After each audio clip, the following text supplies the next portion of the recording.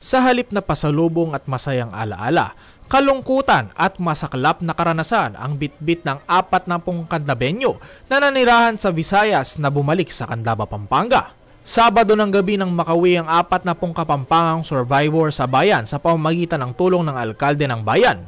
Kundi raw nagpadala ng pamasahe si Mayor Rene Maglangke mula sa sarili nitong bulsa, ay hindi raw nila alam kung paano sila makakauwi. Eksklusibong ikinuwento ng 40 Kapampangang survivors ang kanilang naging karanasan sa pagharap sa delubyong pinangalanang Yolanda.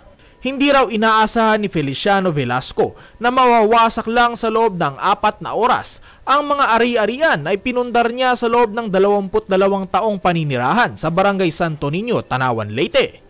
Aminado itong pinanghinaan ng loob habang humahampas ang malakas na hangin at alon na dala ng storm surge sa pader ng kanilang pinagkukublian. Laking pasasalamat na lang raw niya nang matapos ang delubyo ay kumpleto pa ang kanyang kayamanang hindi kayang bilhin ng salapi ang kanyang pamilya. Dumating mga alas 5 siguro ng umaga, tapos alas 6 ganyan. Lakas talaga. Halos magiba yung mga pintuan, bintana. So, yun. Nagiyakan na yung mga bata. Ginawa namin, nag-ipon-ipon kami dun sa isang kwarto, yung pamangking ko. Tapos yung mga bata, di lakas talaga. Halos tumutunog yung mga yero, mga salamin, tsaka pintuan. Yun. Pero after 1 hour, or yung ganun, mga isang oras mahigit, lumaki yung tubig. Buti na lang may may lamesa doon.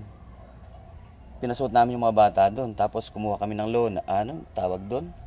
Trapal, o lona, ganun. Ayun, ginawakan namin yun habang umuulan, umahangin.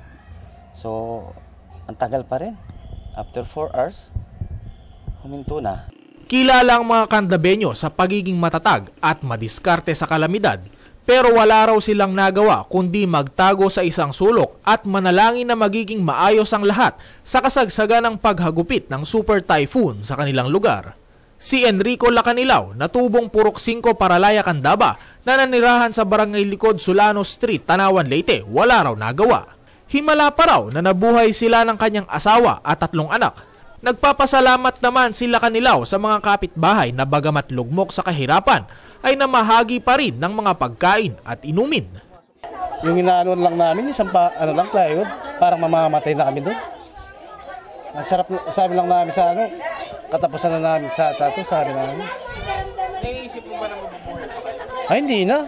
Kaya yung pader, pag bumigay yung patay na kami.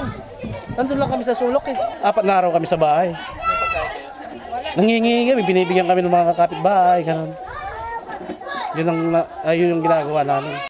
At pagkatapos ng bagyo, tumambad raw sa mga Candabenyo na nasa Leyte ang mga bangkay na nagkalat sa paligid. Ang ilan raw dito, malapit na kaibigan at kapitbahay. Ando kami sa loob ng bahay, yung pinagtakip lang namin sa sarili namin, yung isang pirasong lawanit. Yun ang nakasurvive sa amin. Para hindi kami tamaan ng mga yerong lumilipad. Ay, marami po. Hindi po nila kinukuha, sir, yung mga patay. Ewan ko po ngayon dahil 2 araw na po kami ngayon dito sa Candaba. Naiwan naman raw sa Katarman Samar ang isa nilang Kapampangang kasamahan. Patuloy raw kasi itong umaasa na makikita pa ang mga katawan ng 3 nitong anak na natangay ng malakas na storm surge.